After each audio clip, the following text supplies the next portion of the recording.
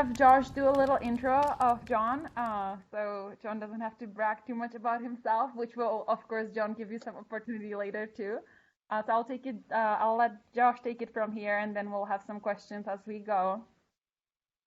So I was thinking about the first time I spoke to John, and it was actually I was standing in line with my son at Six Flags, about to get on one of the roller coasters there, and it was like an hour wait. And Oliver was like, "Hey, can you talk to this customer of ours that's he just put his deposit down and just he's getting a little nervous with kind of how things are coming together." And so that was my first, I think, conversation with you, John. I don't know if does that ring a bell? No, actually, it doesn't. Yeah, so it was I think one of the first ones we did down in Florida. But Thomas was your project manager, I think. Do you remember if Yes. that's accurate? Yes. So you and I jumped on the phone, and that's when I got to learn a lot more. I mean, as you can imagine, lines don't move very fast at amusement parks. So John and I No. got about 45 minutes of uninterrupted, rapport.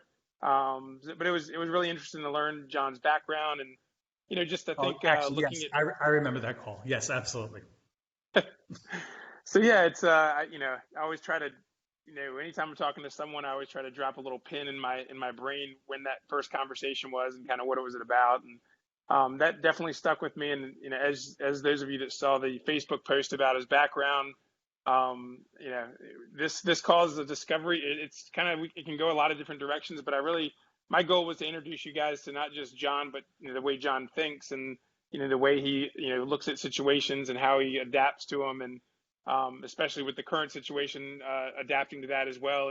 And Florida being one of the first to reopen to some degree, getting a little bit of a peek into the future to some degree for some of our other customers in other states. But yeah, I really love the opportunity of introducing what we call our family to each other. It's kind of like meeting that distant cousin you didn't know you had, and then you're like, wow, I didn't know I was related to that person. So really, that's I appreciate you spending the time to get to know some of our team, and obviously being very open to prospects that have come to your location and just sharing with them your experience, and even the communication over email through kind of as this has all been unfolding, kind of keeping us up to speed on how things have been going as well. So I'm grateful that you're able to spend time with us today, and looking forward to sharing some of this knowledge with the rest of the team. Yeah, I apologize about the email. I'm a little long-winded at times. I love it. It's I've got a John Felico email folder that I just dropped Oh, these jeez. into because they're I'll get it once in a while because there's lots of good nuggets of gold in there. I But appreciate yeah, that. I guess jumping in, I don't know, since I kind of started the Facebook, the whole Home Depot experiment with your first business. I don't know if you want to kind of jump into that and just give Yeah, people a little taste of how that got started and how it grew. you massacred it a little bit, but that's okay. Actually, and I'll give you a real soup. I mean, I'm 55 years old, so there's a lot of history there. So I'll give you the super Reader's Digest version of everything that's gone on in my life. When I got out of high school, my father used to operate a sausage trailer in Queens on the streets, and he would sell Italian sausage. When I got out of high school, I started doing the same thing. I got an old beat-up trailer, and I put it up behind Kennedy Airport, and I started selling Italian sausage. And then I'd start doing it at the Italian festivals, like you'd see at a state fair, over the weekends. And that's how I made money from when I was 18 years old on through. Fast forwarding, when I went behind Kennedy Airport, we started doing well. People started actually coming out of their way and coming to our location out of this beat-up old trailer that was sitting up in a corner of a parking lot. As time went on, we wanted to grow our business. I ended up getting married. I had a child that was supporting my life. Quite honestly, you'd be shocked how much money I was making back then. I kind of wish I had that cash back in my life again. Those days are over. But we started, we wanted to grow the business, and we came up with the idea of putting it in front of Lowe's Home Centers. Because Lowe's Home Centers was interested in getting hot dog carts in front of their business and in front of their stores. So we decided we wanted to give them something a little bit more, something that sold sausage sandwiches, steak sandwiches, hot dogs, a wide array of things. We went down to North Carolina to do a presentation to them. Believe it or not, I sent them something in the mail, and they said, "Sure, come down and talk to us." They immediately offered us all the Lowe's that were in the state of Virginia. They said, we'd like you to go in front of all 17 in the state of Virginia. At the time, that's all that was there.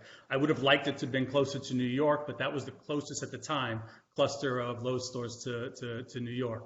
So we packed up our kids, we packed up our family. It was me and my partner, and we went to Virginia, and we started opening.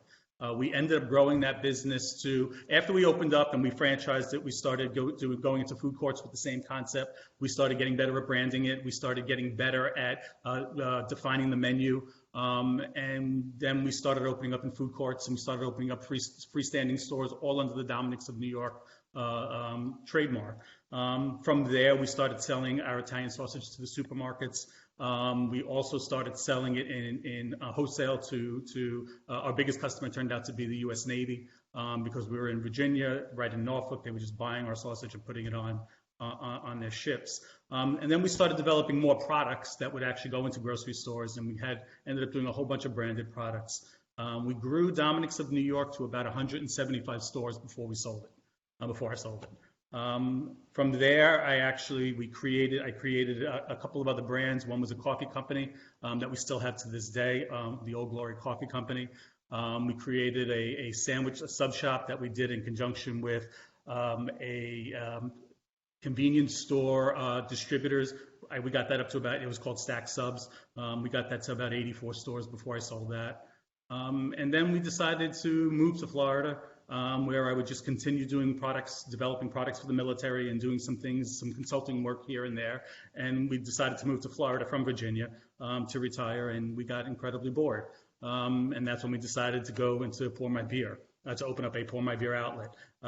In the back of my mind, I always kind of have a bunch of little operations or kind of concepts that I think would work. And we had seen, it wasn't PourMyBeer, it was one of your competitors in Richmond, Virginia. And I always thought that done right, that could really make money, because they were doing it terrible, the people that were there at the time. They had since closed down. So we decided that we wanted to open up a SelfPour place. My wife and I, Diane, we went to all around the country and started visiting operations from different companies, a bunch of your competitors as well as yours. And we decided that we thought that yours would be the best equipment. And talking to all the people that owned it, they felt, well, first of all, just looking at it, I felt the equipment it seemed more solid.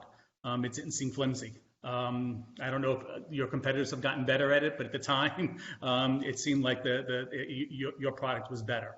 Also talking to the owners, they didn't seem to have a lot of, your operators, they didn't seem to have a lot of issues with it falling apart, which was important, of course. Somehow I ended up getting in touch with your company, and Oliver got me hooked up and answered 1,000 of my questions, if not more. I'm sorry, Oliver. I know I'm a pain in the we made some mistakes at the beginning, but we ended up getting opened, and it was fun to get it opened at the beginning. It's amazing when you open up a business, you don't expect what it's going to be like. You think it's going to be one thing, when indeed, ultimately, it always turns out to be something else. We opened up at the beginning, I thought, because it was a tourist town, we'd be in the daytime, kind of a daddy daycare type of thing. Where the wives and the kids will be walking around, because it's a very touristy area that we're opening up. We don't even have car traffic. It's all people just walking. And I thought that we'd get all the dads in there during the day. We put a bunch of TVs around the place so they can watch sports. And then we thought we'd get millennials at night to kind of pregame before they go out. I wanted to do very little to no. I was going to do no food at the beginning. Quite honestly, I talked to the guy that owns Tapsters when we were up there, and his exact response was F food. We don't need to do that. We don't want to do that. And unfortunately at the time, well, maybe it ultimately was fortunate, the city of St. Augustine made me sell food. I had to do at least 51% food to operate on that street. So we decided that we'd obviously put food in there. I wasn't even coming close to 51% at the beginning, but I put just snack food, bar food, things that you can eat with your fingers. And we opened up on October 10th of 2018. And it went well. We did get the daddy daycare thing like I was looking for, and we were getting millennials at night, and sales were okay. And we opened up in October, which is one of the worst months of the year there. November picks up, and December is actually one of the best months of the year. And it seemed to do okay. We opened up, and in the month of December, we grossed around $70,000. I was okay with that. That was going to more than pay its bills, but you always want to grow things a little bit better than that. And as we're sitting there and you watch it,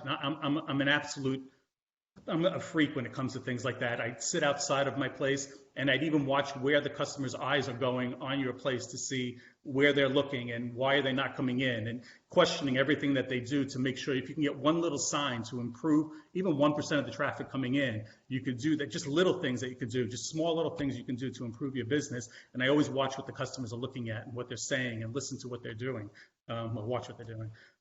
So we decided that we hit January, and January, everything just kind of fell off because January is a terrible time here. There's no tourists, January and February. But we did notice there's a lot of people walking around our place, and we noticed there was a lot of kids walking around there, a lot of groups of kids walking around, their school groups. And we realized that food was something that we needed to actually bring to our place to take it to that next level. I started tweaking the menu, started adding some things here and there. And by the time we hit March, and March is the best month of the year, we did well over $70,000, and it wasn't what I wanted it to be. But we were selling a lot more food. At that point, we realized if we're going to do food, if we're going to do this, and we're going to do food as part of this, we're going to become focused on food. We're going to get an identity. We're going to do food right. When I consult with somebody, pick a horse and you ride with it. Do what you're going to do and become really good at it.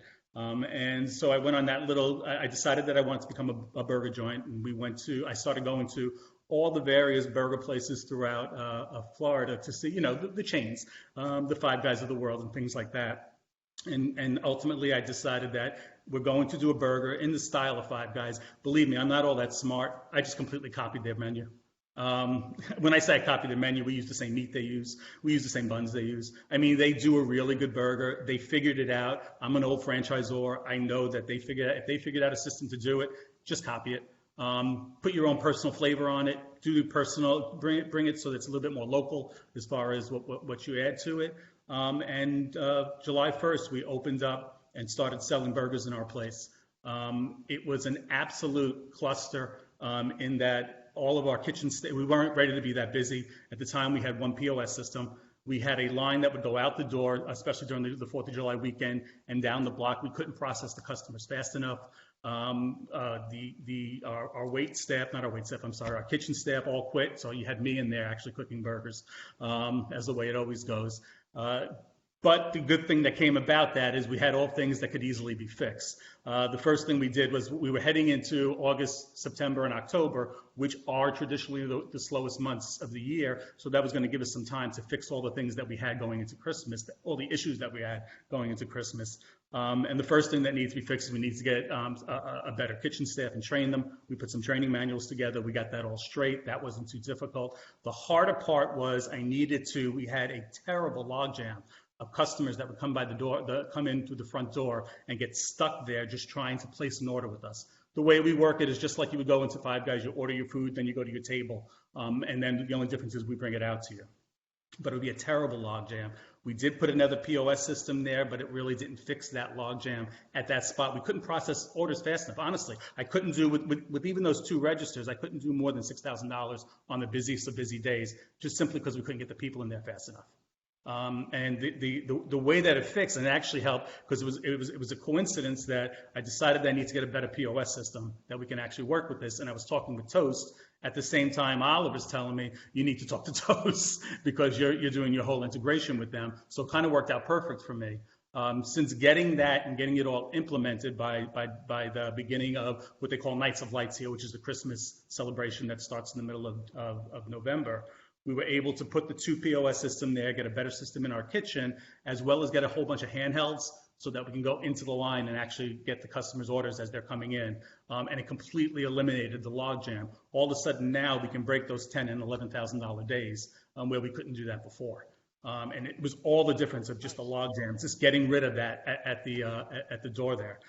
Between that and actually adding a new menu and hitting Christmas the way that we did, we took what was $70,000 in 2018 and we did $140,000+ in 2019. completely and it wasn't all food. Just because we got more people coming in there and buying food, obviously they're buying more beer as well. And it all worked out well. I mean, it worked out perfect the way that all happened. January and February, we more than doubled sales for both those months as well. And then, of course, in March, we hit where we are now.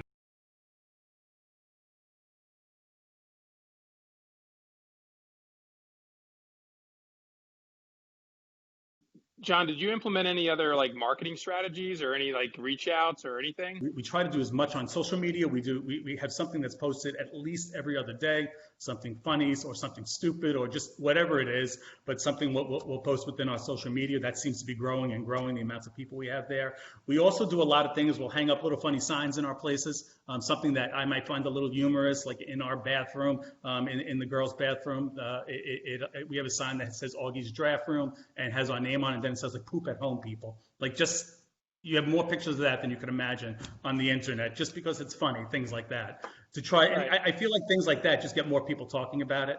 And then the other marketing that we do, because we're in a vacation town, you can't go into the local newspaper and do any type of thing. We don't get locals. We just don't get locals. We have to advertise to the vacationers that are coming to town. So that's advertising in vacation magazines, which I've never done before, and that was a lot of hit and miss at the beginning. But some of them really worked well. Some of them really worked well, especially when you give not those silly little 10% off discounts. You want to buy one burger, get one free. You know, you really want to go out and you know, you do that, you end up getting a family of 10 in there because they're getting one free burger, and you end up having, you know, a $150 ticket because you had an ad like that, and they worked out real well. John, are you also using social media advertising? No, yes, I worked with Yelp. I felt that was the only one I've worked with so far, and I'd like to get better at it. The Yelp, I had absolutely zero. It was nothing. It was nothing. Like, you normally, when you do even even some bad marketing, you get some people that come in and kind of talk about it a little bit. With Yelp, and I spent a lot of money because I wanted to give it a chance. I wanted to do it right. There was nothing, no buzz whatsoever. I did a great offer on there that should have brought some people in there. Obviously, it wasn't reaching enough people. Obviously. Okay. Just for the PourMyBeer family purposes, do you do any special events that are bringing insane amount of traffic, or do you do any sort of special partnerships that really help you get more traffic into the door? On Friday, every Friday night, I go to the beer. I went to all the local beer, you know, the local breweries. When I say local, I mean anybody that's delivering, that has distribution, and they have a place in Florida. It could be as far south as Miami. But every Friday, I have them come out to Auggie's for 3 hours. I make them set up a tent outside, and they give away free beer to do a sample. They give away swag. They give away everything that they have to do out in the front. And believe me, they're lining up to do it because it's on St. George Street. There's lots and lots of people to see there, so they want to go out there. On top of that, I make them buy the beer from me that they give away, just to be clear. But they come there and they do it. And every Friday, everybody knows we actually have the distributors make me. We deal mainly with 3 different distributors. They all make me a poster on when their, you know, a nice size poster on when their when their beers will be on display for a tap takeover. So what they'll do is they'll come in, they'll give out free samples, they'll take over 6 to 8 taps. And they'll give away swag, they'll give away all that, but we advertise it way in advance. I make sure that they advertise it on their social media, just to grab out to their people, email, if they have an email list, to make sure that people know about it.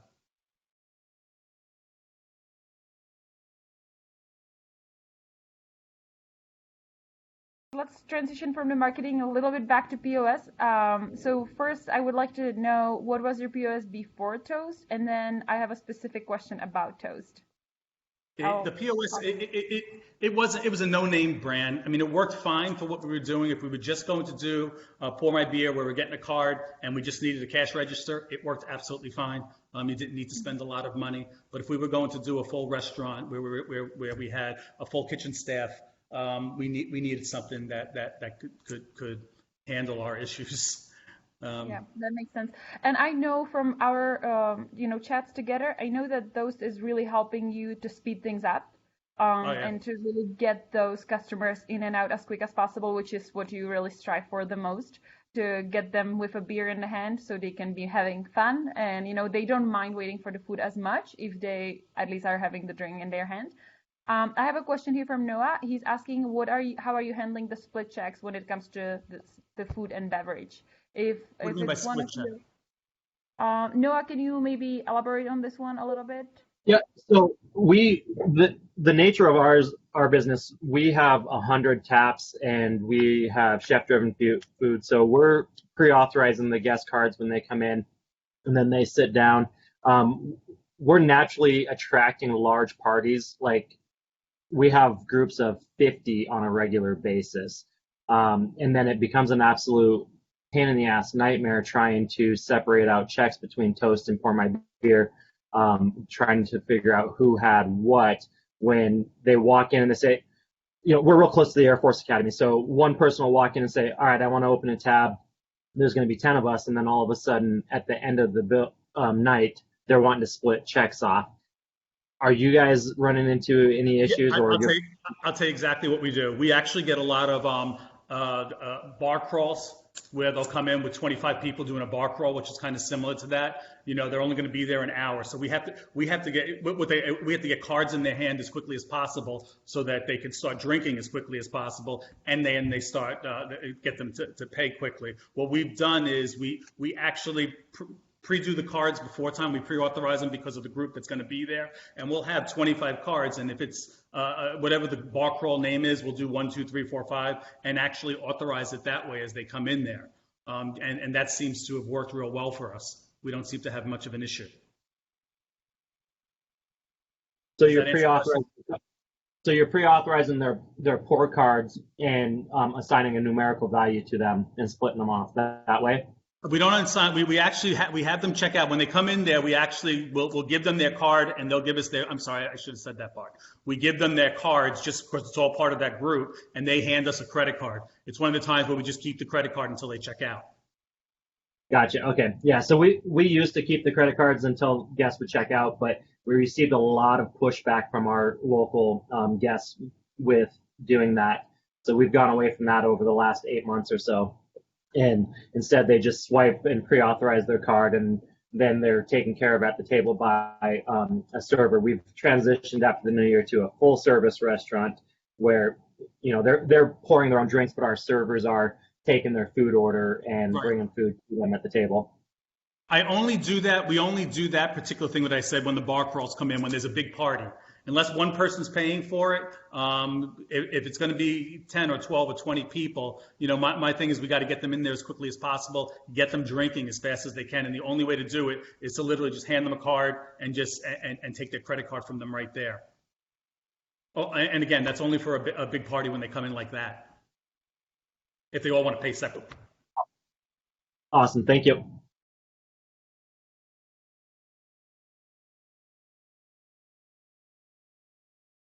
Is there a mix on the wall that you typically try to stick to when it comes to local versus craft versus, I guess the Bud Lights of the world? Or well, it's funny if you put we only have Bud Light as far as really a domestic on the wall, as far as a national domestic, and we have Guinness. But you'd be surprised the amount of people that even yell that we have that on the wall, which it is the number one selling beer on the wall, which is funny.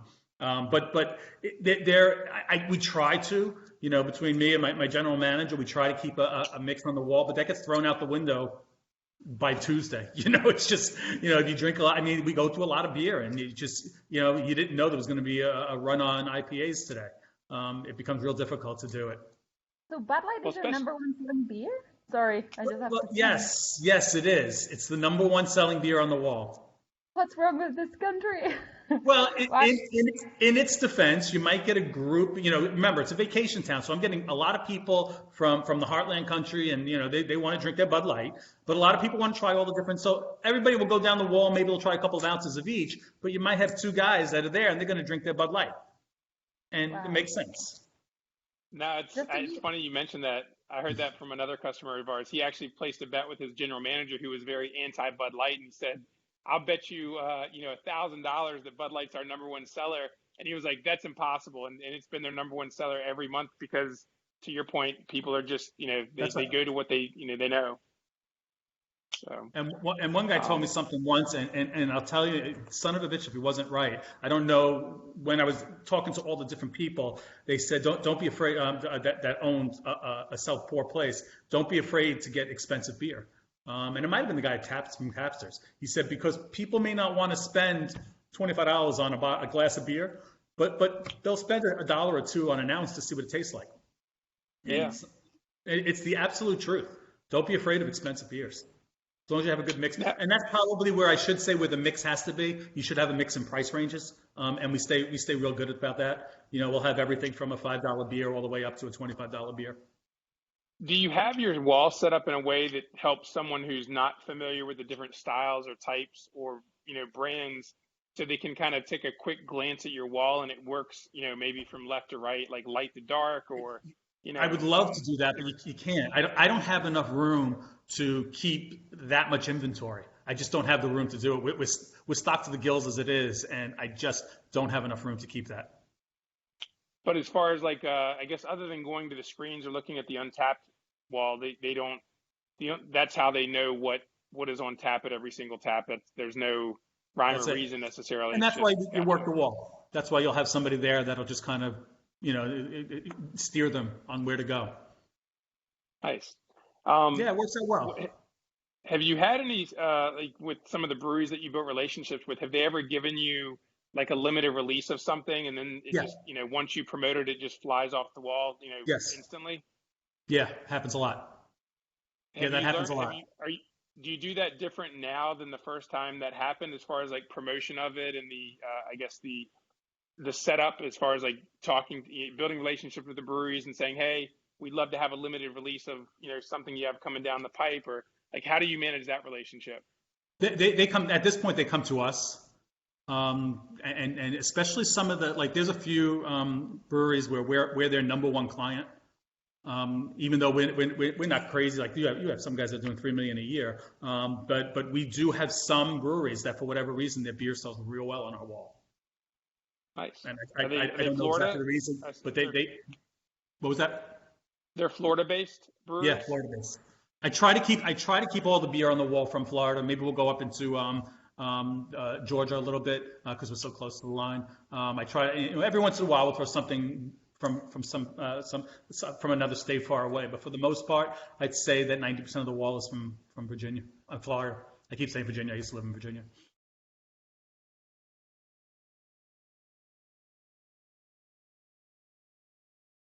In my place, the next thing that we have to do, we're planning on doing it this September, but who knows? Maybe we still will. I don't know. I don't know how I feel about being closed a week again.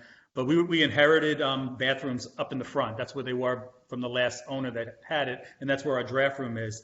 The landlord has given me permission to put them in kind of a backyard place, so we get to build out our new bathrooms in the back. If we remove the bathrooms from the draft area, I'll be able to, add about 40 seats. I'll be able to, because that's the biggest problem that we had in December is actually we just didn't have enough seating. We actually just completely ran out of seating. People were eating on the street in the cold weather. Well, as cold as it gets in Florida. But that was becoming an issue. So we need more seats. The second thing we need to do is I have to get more wines, ciders. So that'll free up a wall. I'd like to put 20 more taps on the wall. And it'll also, I'll be able to take I have somebody that plays music in the back of our place. I'll be able to bring them in the front now where people can see them from the street, and they'll be able to just play a little music in the front. And how many square feet is it right now?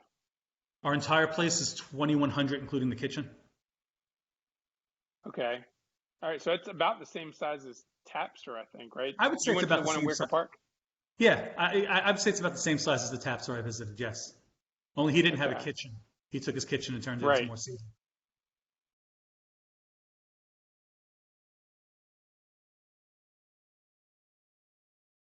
I did have a question here from Noah about the script. So if you could talk a little bit about that, if you have a specific script that you actually give out to your staff, or you just have them listen to you, do you have them watch a video? How do you go about that? We don't have them watch a video. We actually hand out a script to the staff. And it's that simple. It's something that was just developed over time on what works best. And again, it's the biggest thing to me is you want to overcome all of their objections, meaning the customers, before they have time to even ask them. Mm-hmm. Could you recite the script by heart right now? Yes, everybody does. Can we have you do that? Oh, you want to do? Yes. All right. Oh, shit. Without the wall in front of me, it might be hard. When somebody comes in, I said we have 24 self-serve taps. We have ciders on one end. We have wine on the other end, and all beer in the middle. The way that your journey starts, I'm sorry. If you want to know more about the beer, you just click on it, and a screen will come up. Actually, I say you just give it a little love tap, and the screen will come up. When you're ready to start drinking, you go up to the counter up there, and you open up a tab. A young lady will give you a card that looks just like this. You put the card in there. Your name shows up on the right-hand side. That keeps a running total of what you spent, so you're never surprised. Grab a glass. It's sold by the ounce. You take as much or as little as you want, and you pay when you're done. That's the whole script. Simple, easy, and that answers all their questions. And I've, as an undercover boss, I've been to a few locations where, depending on how busy it is, you get that kind of white glove treatment where they tell you everything you just said.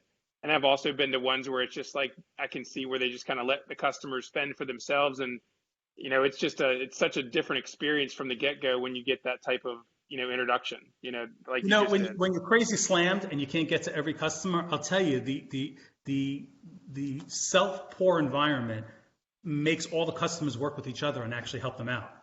It really is something how it works. Especially when you have that draft room and it's all packed, everybody is, and somebody pours a bad beer, they're laughing at them and everybody's joking around, and it's a lot of fun.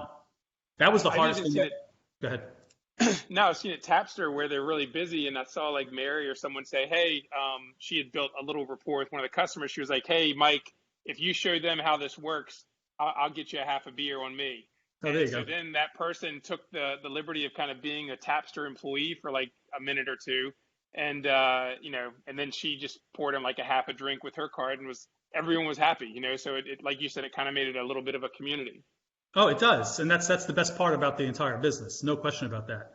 The one thing that everybody that probably that you would need to do better, because I knew nothing at the beginning, is teach us more about how a tap system works. Never mind even just to pour my beer. I had no idea how delicate the temperatures were. Because these are non-professionals that are pouring a beer. If you're a professional and you're pouring a beer and your temperature's not right, you know how to finagle the glass and work with it and make it happen. These people, these customers are going to throw it right on the counter and they're going to pour it from the top, and they still want it to be perfect. If the temperatures are perfect, for the most part, it still works. And you have the trigger taps, right? I don't know what a trigger tap is. So it's the tap handle where like it's either all the way open or all the way closed. It's not in between. No, it's all the way open or all the way closed. Right. Yeah, we try to make sure that our project managers make sure that every one of our customers has that, because it just eliminates one more potential kind of. You're absolutely right. And that's something I didn't know either. It's kind of like putting your finger on a garden hose. If you put it in front of it, it comes out all foam. You want it to be fully open so that it comes out. Yep. I was just going to ask of that script if I just wanted to mention, I definitely do think that encouraging like regulars to help. Obviously, you, John, don't have as many, but I think that for many of our PourMyBeer customers, this is really applicable. To kind of, get the regulars involved is awesome, because that makes them feel important and they're helping you with the job. It's more likely that they're going to love the place even more if they feel like, wow, I'm special. I get to train other people. So yeah, that's definitely something I would say that's great technique to use when somebody is really busy here. But John, can you talk a little bit about hiring staff? Like how does your staff structure works? Do you have any tips for us? And then can you transition to tipping? How does it work for your staff? Hiring staff is it's the restaurant industry. Everybody knows That's why we have to talk about it. It's terrible. We pay them a lot of money. Hopefully you get the best. I will say that after what's going on has happened, a lot of our employees are not coming back because they're making more money on unemployment, so they're kind of avoiding us. But the quality of the people, we put an ad out there on Indeed, the quality of the people that we're getting has been absolutely amazing. Really good people that we've been getting. Shocked, actually. But those are people that I guess did not qualify for unemployment and they need money now. Mm-hmm. That makes sense. So it's almost like a time take advantage of this and time. It absolutely is. No question about that. Okay, so that's, I guess, secret recipe for hiring staff right now. And can you Yeah, talk that's the secret, right? can you talk a little bit, well, you already mentioned you have the script, but can you talk a little bit more about maintaining them, keeping them? Like, do you have any tips for that? How to keep them happy, how to keep them around longer, how this industry works. Yeah, you're lucky if you get somebody that stays around for 6 months. Kitchen staff is generally, because of the quality person you're going to get, once you get somebody that's pretty good in a kitchen, generally you get to keep them a little bit longer as long as you take care of them. But the staff that's out front, the runners of the food, the people that are working the wall, the people that are in the service industry, they're cut from a certain breed, and you're lucky if you get them for 6 months. That's just the way. That's the nature of the beast. I'd like it to be better, but that's just the way it is. Okay. And I'm sure everybody that I can't see right now is shaking their head yes. It might also have to do with the touristy town too. Can you talk a little bit more about the tipping? How does it work in your establishment for that? At the beginning, I was paying everybody $8 an hour, and we were taking the tips and dividing them. We divided all of the tips that came into the register and that went into the cash little jar they keep out there. We were taking all of that, putting it all together in a pool, redistributing it about the amount of hours that they were working. Quite honestly, they were doing well. Some of them were making some weeks 18 to 19 bucks an hour. It seemed to cause dissension amongst them. So finally, I just told them all, you know what? How about you just keep the tips that are in their cash? I'll pay you 15 bucks an hour, and they all loved that. And that's the way it works. And because we don't need a lot of employees is why we can pay them extra money like that. I just wanted to mention, I think Noah asked here he said something about foam beer. The customers don't like it. Josh, from what I've seen when I was visiting Auggie's, it seems like you just comp it, right? Like if some foamy beer comes out, it seems like your staff just gives half a beer out. Is that what you guys do? Are you asking me? Yes. Is that what you do? What we do is, because we're working the wall, if somebody pours a whole foam beer, you actually take their beer and you actually just fix their beer. And whatever it is to make it fill up, that's exactly what we do. You end up giving them 2-3 ounces, and that's it. But again, I can't stress enough that if you have your wall in the right temperatures, and when I say that, between 34 and 38 degrees, where it's coming out of the tap, you will have very little foaming issues. It's almost no issue at all. You have to actually try to make it foaming, but it's hard. I mean, you have to have preventative maintenance. The guys that come in once every quarter. You have to have your taps cleaned at least once every other week. And I noticed there was a thread going on your Facebook page about somebody not being able to get the taps cleaned by their distributors because they use multiple distributors. And what we did is we have 24 taps. We used 3 distributors. I divided them into 3, and I told the first distributor, each one of them has to clean 8, whether their beer is on it or not. And they all agreed to that. Period. You get the first 8, you get the second 8, you get the third 8, because sometimes I might have half might be their wall, sometimes they have nothing on the wall, and they all agreed to that. So every other week they clean the taps.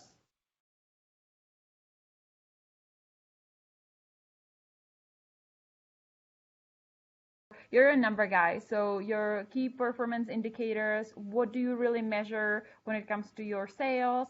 What are you looking for? What do you review every week? And what's kind of like that bench line there for you, John? The first thing, I mean, obviously we're all looking at product costs, but the first thing over the first year, I didn't really pay attention to product cost as much as ticket average. You're only going to get a certain amount of people in there, especially if you have a log jam with people coming in. You want them spending the most amount of money that they can. To me, anything you could do to get them to spend an extra $1, an extra $5, an extra $20 is where you have to go. And we focus on that. We're constantly talking about that with my staff. Ticket average and then product cost. But product cost hasn't been, I mean, let's face it, beer is a 15% product cost item. I've never been in a business. I've had lots of restaurants, and I've never sold alcohol before. And that kind of fixes all food costs. It's really amazing.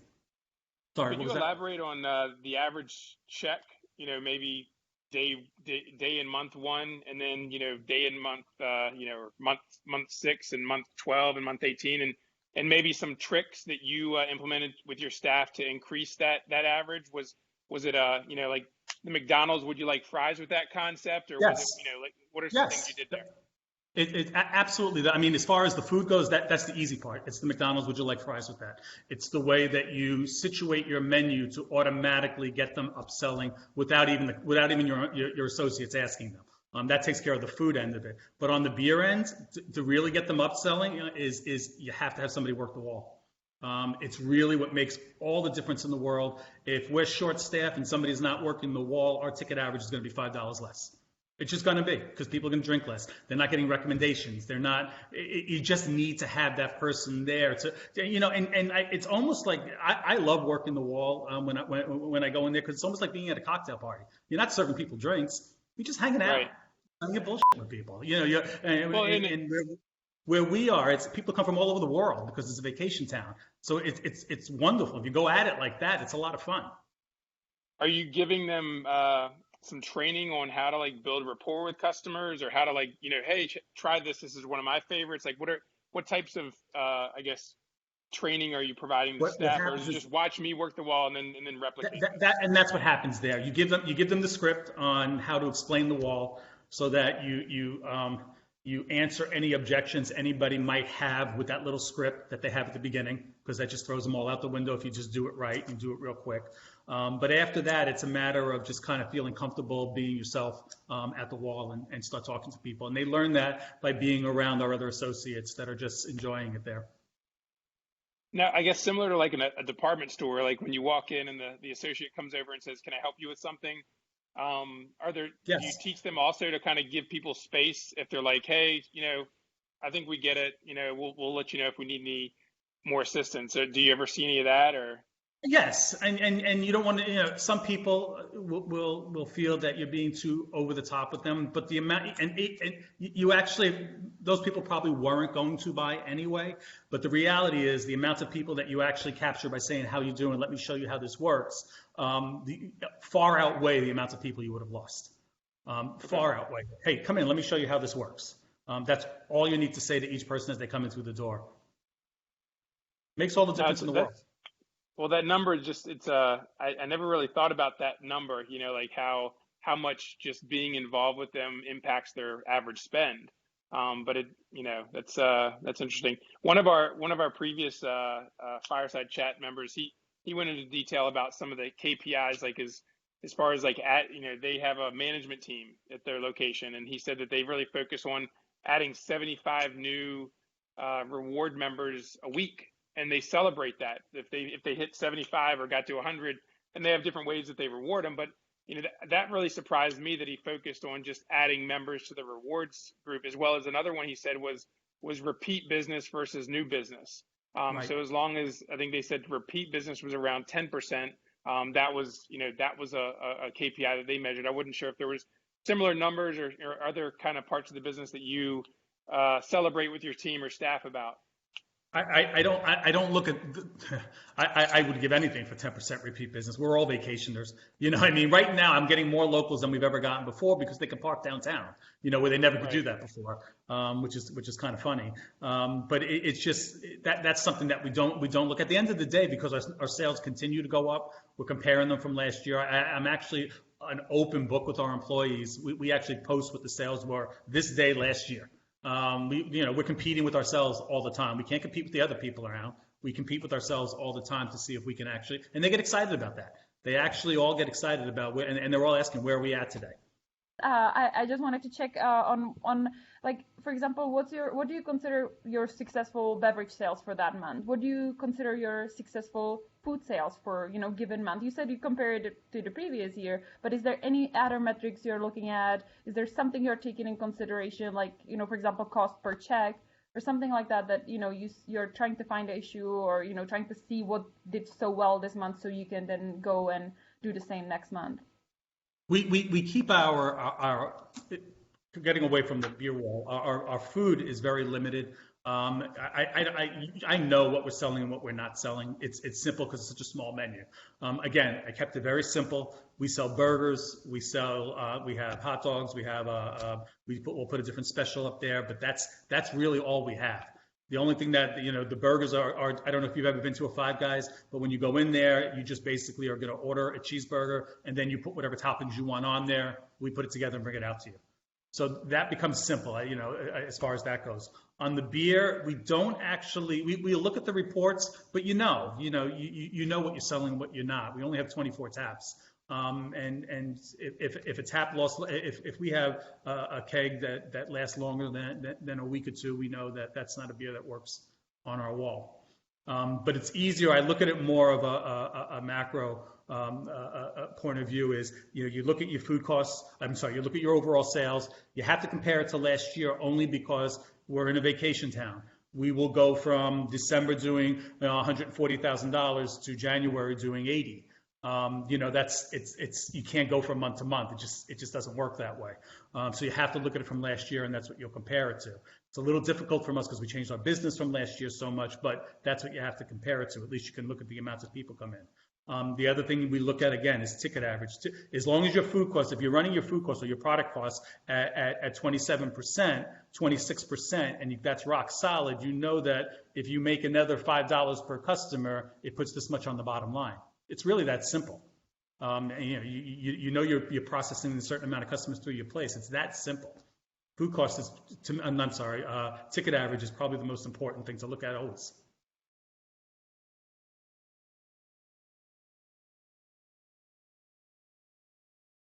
Unlike some of our customers, John is already up and running. So John, can you please describe what's your current post-COVID strategy? What are you doing in order, to stay up and running and do so safely? Sales the first week were actually much better than I had expected them to be. I thought I would be lucky to get $300 a day. Quite honestly, we've been averaging closer to $2,000 a day, which was a lot better than I thought it was going to be. But it is harder. We are fortunate in that we have so much outside seating that people could sit outside. So a lot of people are grabbing their beer and coming in and going outside. I thought that the local municipalities would have issues with us because people have to keep touching the walls and things like that. It turns out, what we did was we still have somebody working the wall. We put the lines by about 8 feet from behind the wall, and we also partitioned the walls up into 3 different sections and told people to just stay in the boxes that you're in. But the thing that worked the most, obviously, we're cleaning it with sanitizing wipes every time somebody uses it. What helped us more than anything, we went and bought really super inexpensive food service gloves. You can get them from a Restaurant Depot for less than a penny a glove. And we gave them to the customers before they went up to the wall. And that worked better than I ever would have expected. They all were having fun with it. They were taking pictures of themselves with the big oversized gloves on their hands, and they were putting them online. They were having fun with it, and it seemed to remove any issues they thought they might have going to the wall. Is there any specific feedback you've been hearing from the customer on the gloves or anything else you are doing? They love the gloves, and the ones that were walking in with the mask, the ones that feel the most unsafe, they actually made the comment that they felt good that we went above and beyond. That seems to be what we've had so far. With the gloves, that combination of a beer wall and the gloves, you're kind of taking advantage of the SelfPour to position yourself as a safer option. Oh, there's no question about that. Yeah. It's if you went to a bar, you're going to have a bartender that's back there, and if he took a dirty glass from somebody that had COVID on the glass, then he has it on his fingers, and it's making its way around. You have one I don't know the words. You'd have one vector that's actually could move it around. And by the people using the gloves, that's it. There's no possible way. Oh, and I'm sorry, we're also using disposable cups right now. We're not using regular glasses. So by doing that, single-serve gloves, single-serve glass, it's safer than any other place that you could go to. There's no question about that.